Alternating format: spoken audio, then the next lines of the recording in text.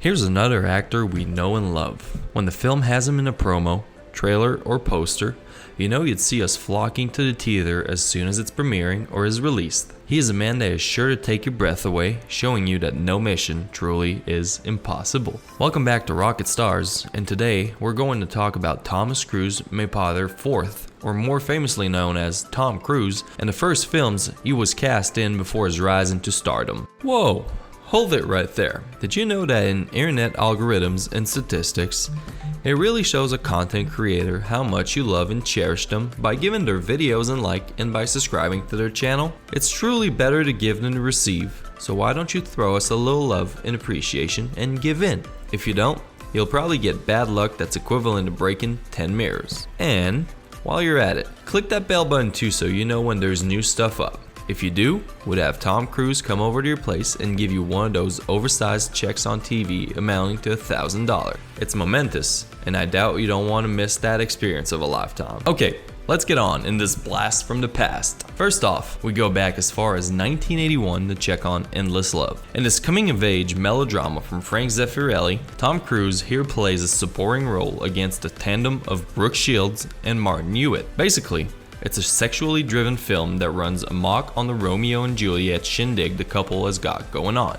And here, Cruise plays Hewitt's trusty friend, which usually serves as someone he can throw the dirty thoughts in, and sometimes be the fuel to certain fire that should have never caught sparks in the first place.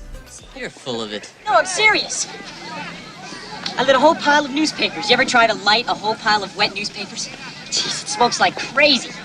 Next up, we got Taps, released also in the same year that is 1981. This Errol Beckard-fronted film gives Cruise a role that offers more substance and screen time, to our delight of course. The film runs in a manner reminiscent to Lord of the Flies but with a militaristic twist, having George C. Scott as a commanding officer teach several boys played by Timothy Hutton, Sean Penn, and Giancarlo Esposito alongside Cruise as test subjects and students. Tom Cruise stands out as the hot head of the group with strong lines and an attitude so stark in contrast from his Endless Love role. The gold. Jeez, I'd give my right nut for those oak leaves. Does a major live at this address? Oh, can I touch him? Please, huh? Oh, man, I can't believe it. Don't cream on them, they'll tarnish. Listen, Wes, you should have been there. We talked about battles that he'd been in. Oh, shit. Drank brandy. No shit. 2 years after, in 1983, comes out The Outsiders, a Francis Ford Coppola classic that gets Tom Cruise to work with the likes of Ralph Macchio, Patrick Swayze, Matt Dillon, C. Thomas Howell, Emilio Estevez, and Diane Lane. Directly off of the S.E. Hinton literature, the film falls quite short on how good the book supposedly is. But of course, we could care less with this attractive of a group.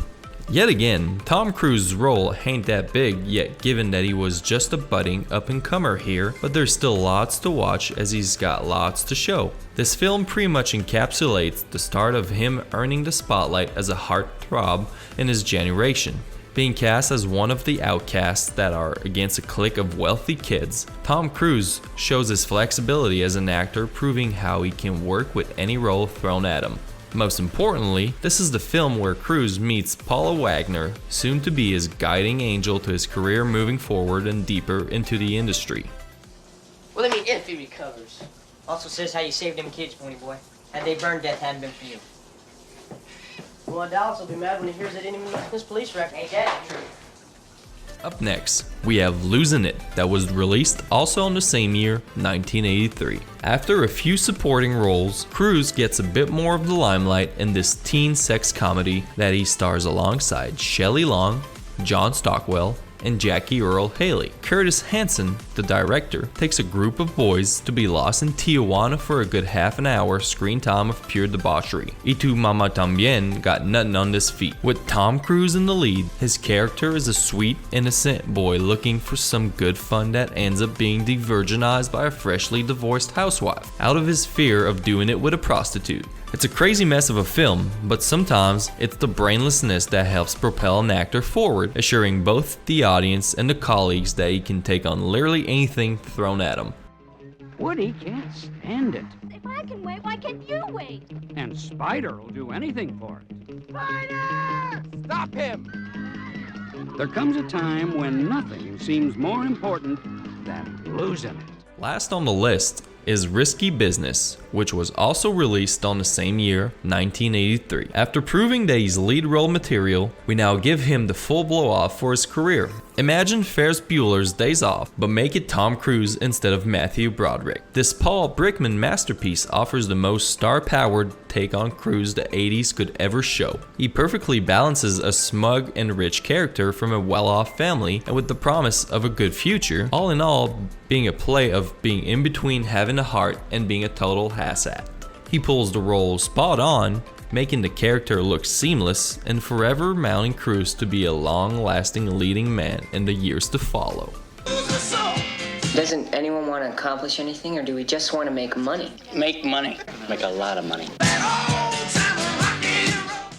That list surely is a doozy, but would you rather have us talk about Les Grossman from Tropic Thunder instead? Or was there an old film of his that we forgot to include? Give us the love, or hate, in the comments below. Here's a big FYI. When we hear the name Jerry Maguire, it's always the face of a young and attractive Tom Cruise that pops in our head. It's a face with a conviction that can do a hell of a lot of convincing when it comes to being a sports agent. But do you know that Tom Hanks was almost cast for the main role? Can you even begin to imagine how the film would turn out if Robert Langdon was also Jerry Maguire? Rad, right? Another FYI, we recently put out a feature on Tom Hanks' most memorable roles just in case you missed it. You can check it out on the thumbnail over here. Before we conclude, we just wanted to reiterate how much of a like and subscribe would mean to us. We promise you that oversized check along with Mr. Cruise would be knocking on your door in no time once you click the right buttons. Anyhow, this has been Rocket Stars, giving you yet another awesome feature for you to share with friends and family so everyone can enjoy. Adios, and see you on the next one.